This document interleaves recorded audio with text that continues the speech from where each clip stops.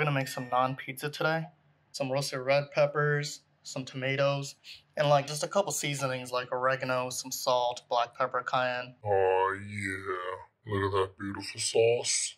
I got this fresh mozzarella and then this port salut. It's gonna be delicious. So we rubbed the naan in ghee and garlic, and then we added the sauce on top, just dressed with this port salut cheese. Now we're gonna put some mozzarella that we're shredding up a little.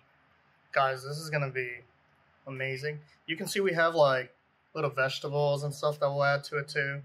Some cilantro over here. Oh goodness.